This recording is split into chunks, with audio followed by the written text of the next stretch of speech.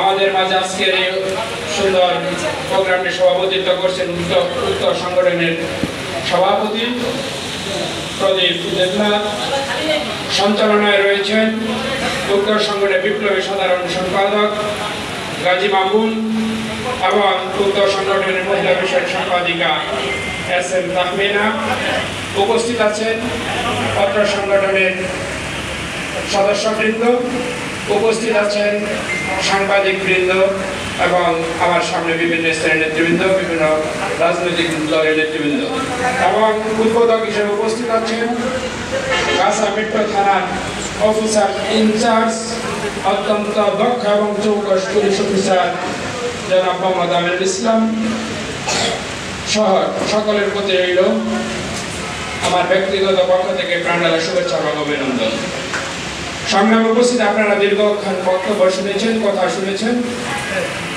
আসলে যারা এই সংগঠনটি নিয়ে কাজ করতেছেন তারা অত্যন্ত মেধাবী এবং বিচক্ষণ, কারণ এই সংগঠনের নাম দিয়ে তারা প্রমাণ করে দিয়েছেন তাদের নামটা একটি মানুষের জীবনের শুরু থেকে শেষ পর্যন্ত তারা একটি পূর্ণাঙ্গ মানুষের জীবনকে ভালোভাবে সাজাতে গিয়ে এই সংগঠনকে কাজে লাগাবে। এরকম উদ্যোগকে অবশ্যই আমি আমার ব্যক্তিগত জায়গা থেকে সাধুবাদ জানাই। তার সাথে কৃতজ্ঞতা জানাচ্ছি আমাকে এরকম একটি সামাজিক সংগঠনের সামাজিক প্রোগ্রামে দাওয়াত করার জন্য। সম্মানিত উপস্থিতি, আপনারা জানেন একটি শিশু থেকে শুরু করে একটি মানুষের মৃত্যুর আগ পর্যন্ত তার কিছু অধিকার থাকে। একটি শিশু যে যে অধিকারগুলো পাওয়া দরকার সেগুলো যেমন তার পরিবারের কাছে বর্তায়, মৃত্যুর আগেও পরিবার সমাজের কাছে তার কিছু অধিকার থাকে। এই অধিকারগুলোকে নিয়ে যদি আপনারা কাজ করেন, এই সংগঠন সত্যিকার কাজ করে যায়, আমার মনে হয় খুব দ্রুত আপনাদের ব্যাপক সুনাম ছড়িয়ে পড়বে। পাশাপাশি সমাজের অন্যান্য মানুষ যারা অসচেতন আছে তারা সচেতনতার ছায়াতলে এসে পৌঁছাবে। সম্মানিত উপস্থিতি, আমাদের সমাজে আপনারা খেয়াল করে দেখেছি সামাজিক অবক্ষয় কুসংস্কারে পরিপূর্ণ হয়ে যাচ্ছে, ভরপুর হয়ে যাচ্ছে। এটি আমাদের সামাজিক দায়বদ্ধতার জায়গা থেকে আমরা কেউ এড়িয়ে যেতে পারি না। আমরা এখন দেখতে পাচ্ছি রাস্তাঘাটে একটার পরে অনেকে নির্বিচারে হত্যার শিকার হচ্ছে। আমরা দেখতে পাই অনেক শিশুকে জন্ম দিতে গিয়ে আমাদের অনেক মা জীবন দিতে হয়। আমরা এটাও দেখতে পাই একটি সন্তানকে লেখাপড়া করাতে গিয়ে যে পরিবারটা ধ্বংস হয়ে যাচ্ছে, সেই পরিবারের অভিশাপ হয়ে তার শিক্ষিত সন্তান একদিন দাঁড়িয়ে যাচ্ছে। কেন? এগুলা মাদক কারবারি, এগুলা আমাদের সমাজের বেকারত্ব, এগুলা আমাদের সমাজের নীতি নির্ধারিত ফোরামে যারা আছেন তারা তাদের আমাদের সন্তানদের ভবিষ্যৎ করে তুলতে পারতেছে না বিধায় আমরা এরকম পরিস্থিতির শিকার হচ্ছি। সম্মানিত উপস্থিতি, যেহেতু এটি একটি অরাজনৈতিক সংগঠন, আমি আপনাদের উদ্দেশ্যে রাজনৈতিক কোনো বক্তব্য দেব না, তবে একটি কথা বলি, শিক্ষিত সমাজ যদি রাজনীতিতে এগিয়ে না আসে, সচেতন মানুষ যদি রাজনীতিতে এগিয়ে না আসে, তাহলে সেই রাজনৈতিক অঙ্গন অবশ্যই সমাজে খারাপ মানুষের নিয়ন্ত্রণে চলে যাবে। তখন আপনারা একটি সামাজিক সংগঠন দিয়ে সেই রাজনৈতিক ব্যক্তিবর্গকে কখনোই নিয়ন্ত্রণ করতে পারবেন না। আমি আজকে আপনাদের উদ্দেশ্যে এতটুকু বলতে, এই সামাজিক সংগঠনের পাশাপাশি আমাদের প্রত্যেকটি মানুষের মৌলিক অধিকার রয়েছে, রাজনৈতিক অধিকার রয়েছে।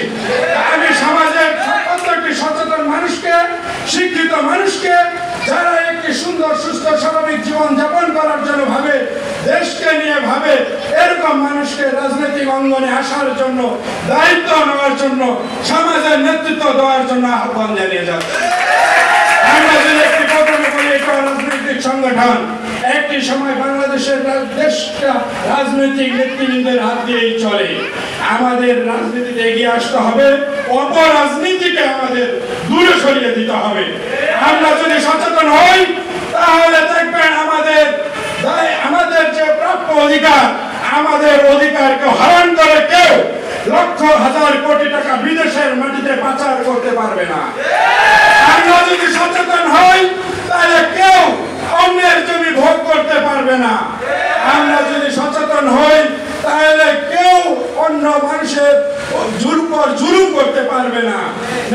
অন্যায় ভাবে মানুষকে ভোগান্তিতে ফেলতে পারবে না। আমরা এই সচেতন মানুষরা রাজনীতিতে এসে এই খারাপ কুচক্রী মহলকে যদি রাজনৈতিক অঙ্গন থেকে দূরে সরিয়ে দিতে পারি, তাহলে আমাদের বিগত 5 আগস্টের মতো চরিত্র আর দেখতে হবে না। আপনারা জানেন যে রাজনৈতিক ব্যক্তিরা হাজার হাজার কোটি টাকা লুপাট করেছে, যে রাজনৈতিক ব্যক্তিরা মানুষের কর্মকাণ্ডকে অন্য অযোগ্যদের হাতে তুলে দিয়েছে, এগুলা যদি আমরা করার আগে আমরা যদি সচেতন হয়ে তাদের প্রতিরোধ করতে পারতাম, আমার মনে হয় বাংলাদেশের কোনো মানুষ বেকার থাকতো না।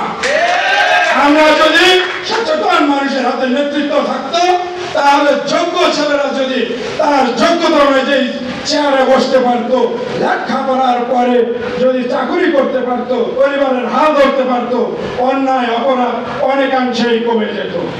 তাহলে আমি সর্বশেষ আশাবাদ ব্যক্ত করব যে আমরা সামাজিক যে অবক্ষয় আছে, সামাজিক যে কুসংস্কার আছে, সেই কুসংস্কারের বিরুদ্ধে সামাজিক সংগঠন বলেন, রাজনৈতিক ভাবে বলেন, ব্যক্তিগত ভাবে বলেন, আমরা এগুলো যেমন পরিহার করার চেষ্টা করবো, ঠিক সেভাবে নিজের জায়গা থেকে প্রতিরোধ করে তুলব। সেই জায়গা থেকে আমি সকলের সহযোগিতা কামনা করছি। আর এই নবীন প্রবীণ সংগঠনে আমাকে দাওয়াত দিয়েছেন, আগামী দিনে নবীন প্রবীণ সংগঠন চালনা করতে গিয়ে যদি আমাদের সহযোগিতা লাগে, আমি ব্যক্তি মুমিন হিসেবে, একটি সচেতন নাগরিক হিসেবে নিজের সর্বোচ্চ দিয়ে আপনাদের পাশে থাকবো। সমাজ থেকে যে কোনো কুসংস্কারকে দূরে রাখতে আমি আমার সাধ্যমতো চেষ্টা করে যাব। এই আশাবাদ ব্যক্ত করছি। উপস্থিত সকল ধন্যবাদ। আসসালামু আলাইকুম।